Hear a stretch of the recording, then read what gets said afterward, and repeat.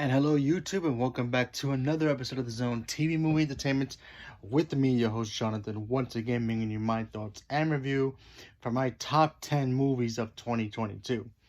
That's right, these are my top 10 films that I've seen that I thought were worthy of this year.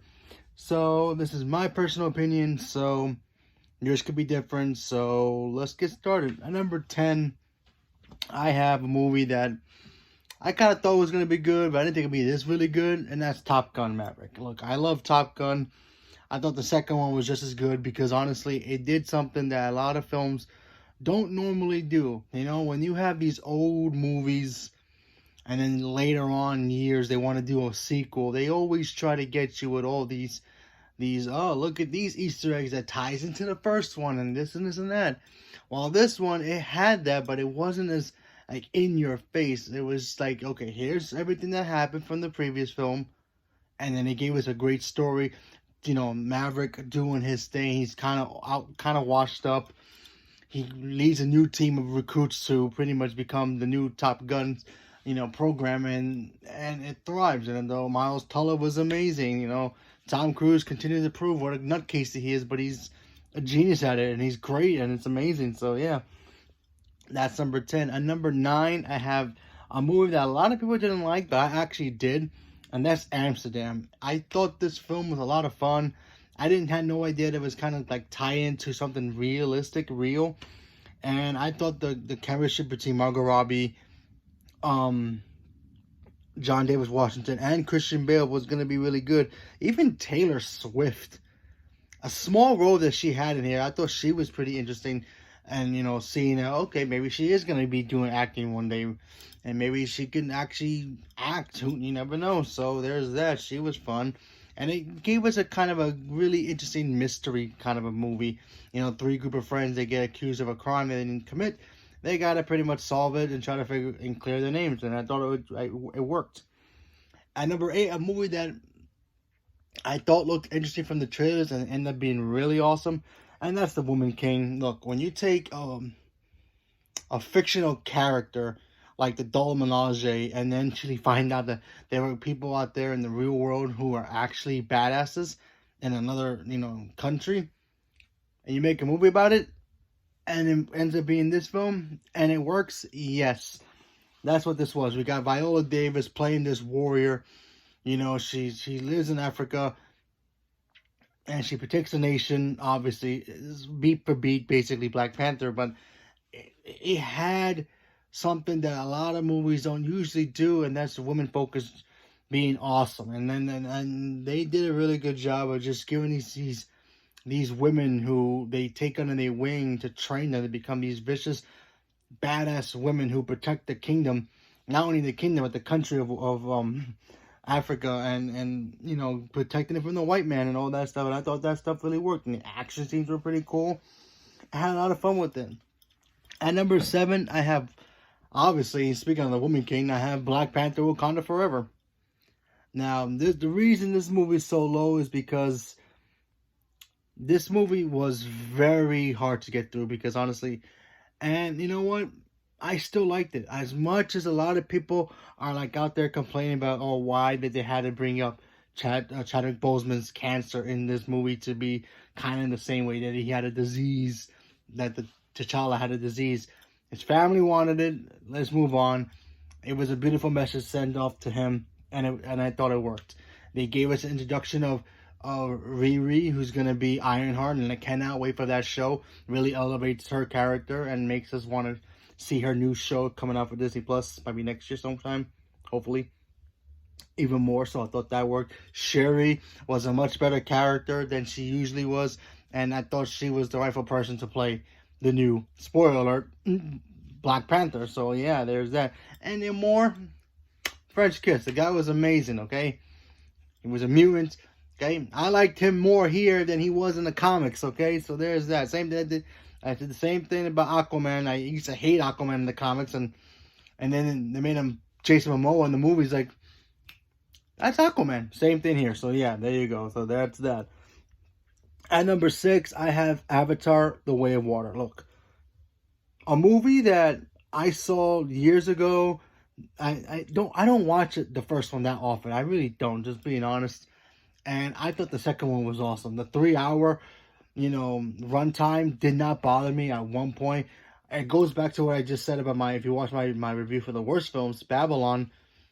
For my reviews, I saw Babylon, and I thought that movie kind of dragged and didn't really give it too much story. While this movie actually does. We got to see Jake and his family trying to survive and seeing the armies of America coming after them, or humans coming after them, and it's just, and the visuals, like just the visuals alone was ridiculous. So yeah, so there's that. So here's my top 5 now. At number 5, I have Elvis. Obviously, Elvis was and is still a national treasure to a lot of people who love his music. I personally like his music, and I thought Austin Butler did a really good job. And Tom Hanks playing kind of like a villainous role in this movie was awesome as well, and he did a really good job. And I thought that stuff was really worked, and the chemistry was great. Austin Butler really embodied who Elvis was. There was some stuff about Elvis I didn't even know about. So, and then we got to see in this movie, and it's like, oh, that's why this and this and this is going on. Okay, it makes sense now. And I thought they did a really good job. Hopefully he gets nominated, but fingers crossed. At number 4, I have The Menu. I have The Menu because I really like Ray Fiennes. I'm starting to like Anna Taylor-Joy now because she's starting to really pop up as an actor. I thought this movie was very cool, giving this little twist about a guy who's the chef and he wants to, feed people these, gourmet foods, and then there's a twist to it. And I thought this twist and suspense was amazing. So there's that. At number 3, a little biased, but I had to do it anyway, only because I actually like this movie a lot.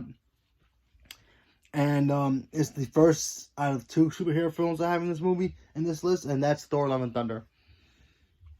Call me crazy, I love this film. I thought this movie was great. Yes, Thor. Thor's all jokey now, like he shouldn't be funny. He should be the god of thunder. Yeah, he was the god of thunder in this hit, and it worked. And having Natalie Portman in here really helped it a lot. Look, I'm being completely honest because I actually like Natalie Portman. She's one of my favorite. She's my favorite actress, period. So I was just so excited to see her come back in this role, and she crushed it. And Christian Bale played a version of Gore the God Butcher. I thought he did a really good job, and I actually enjoyed seeing him team up with Natalie Portman and do this film together, and seeing them work together again. I thought that was great. And Chris Hemsworth was just as good as he always been. So, sue me if you didn't like it. So I'm sorry. At number 2, how can you make Batman even better? Well, you make the Batman, obviously, because honestly, they did something that Batman usually never does. They made Gotham a character in this movie. Like Gotham City, you felt like creepiness when you watched this film. Like if you were in Gotham in this version of Gotham, I would be scared just to live there, because honestly, first of all, you don't know who's watching you. You got muggers coming after you, rapists or whatever it is, and then you got that signal in the sky, and when you see it, the criminals see that, it's like, it's the warning. When you see Batman show up and he does this thing, it's just great. I mean, come on. I mean, I kind of knew Robert Pattinson was going to do a good job as Batman, but I didn't think it'd be this good. Paul Dano was great as the Riddler. I cannot wait to see Colin Farrell again as the Penguin. Zoe Kravitz as Catwoman was great, so there's that. And I really thought, and I like Jeffrey Wright's Commissioner Gordon, so there you go. And of course, Batman is my favorite superhero character of all time, of DC. Marvel, that's Spider-Man, but that's a whole different universe.